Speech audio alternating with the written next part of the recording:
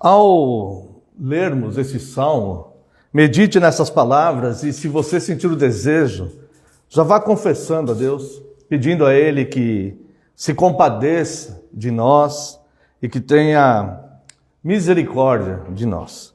Compadece-te de mim, ó Deus, segundo a tua benignidade e segundo a multidão das tuas misericórdias, apaga as minhas transgressões. Lava-me completamente da minha iniquidade e purifica-me do meu pecado. Pois eu conheço as minhas transgressões e o meu pecado está sempre diante de mim. Pequei contra ti somente, e fiz o que é mal perante os teus olhos, de maneira que serás tido por justo no teu falar e puro no teu julgar. Eu nasci na iniquidade, e em pecado me concebeu minha mãe. Eis que te comprases na verdade, no íntimo e no recôndito, me fazes conhecer a sabedoria. Purifica-me com esopo e ficarei limpo. Lava-me e ficarei mais alvo que a neve. Faze-me ouvir júbilo e alegria, para que exultem os ossos que esmagaste. Esconde o rosto dos meus pecados e apaga todas as minhas iniquidades.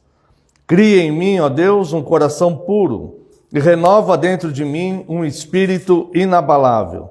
Não me repulses da tua presença, nem me retires o teu Santo Espírito. Restitui-me a alegria da tua salvação e sustenta-me com um espírito voluntário.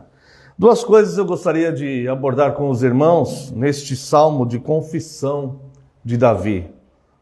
A primeira é que o penitente, o verdadeiro penitente, aquele que de fato está arrependido, que busca regeneração, ele em nenhum momento passa pela cabeça dele justificar-se do porquê que ele cometeu o pecado. Ele simplesmente reconhece a culpa diante de Deus. Existem duas situações em que os homens estão acostumados. Uma é perdão, a outra é anistia. Existe uma diferença entre perdão e anistia. O perdão é quando a pessoa reconhece a culpa e deseja ser perdoado porque de fato fez aquilo. Ela admite que cometeu um erro, cometeu um delito e ela pede perdão por aquilo. A anistia é o desejo de apagar as consequências, de não ser... a anistia, ela não busca o perdão. A anistia, ela não busca ela não expõe um reconhecimento de culpa. Mas a anistia, ela pede que seja cancelada a consequência de algo que foi condenado naquela pessoa. Então existe uma diferença entre perdão e anistia. Muitas pessoas, elas, talvez até inconscientemente, elas buscam em Deus a anistia. Elas buscam em Deus que sejam canceladas as consequências daquele ato que deve ser condenado. Mas ela não busca propriamente o perdão. Isso faz toda a diferença na vida do cristão, porque se a pessoa ela se acostuma a buscar anistia apenas, que Deus tenha misericórdia e cancele as consequências, ela nunca terá o arrependimento de fato, por aquela tristeza por ter cometido o erro.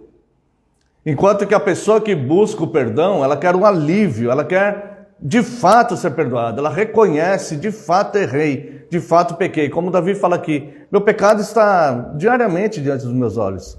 Eu pequei de fato, pequei contra ti somente, eu fiz isso de fato.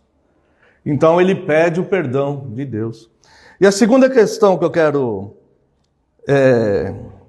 embora seja um salmo muito rico, né? A gente apenas analisando alguma coisa aqui.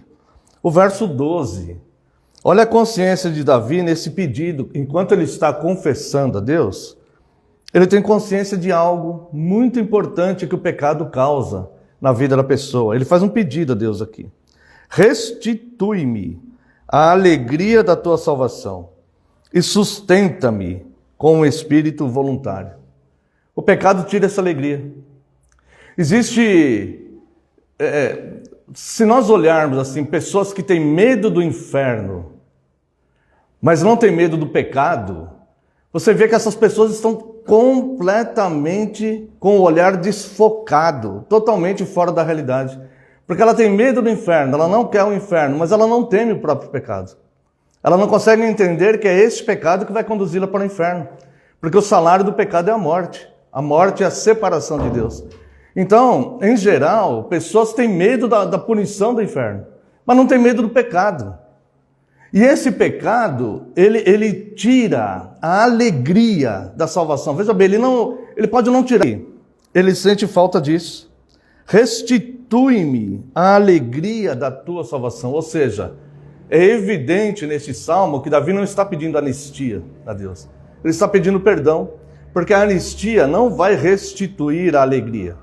Ela não vai restituir a alegria. Ela pode até dar uma sensação de alívio momentâneo, porque alguma consequência ali que a pessoa deveria pagar foi apagada, foi desviada, foi deixada de lado. Houve uma anistia.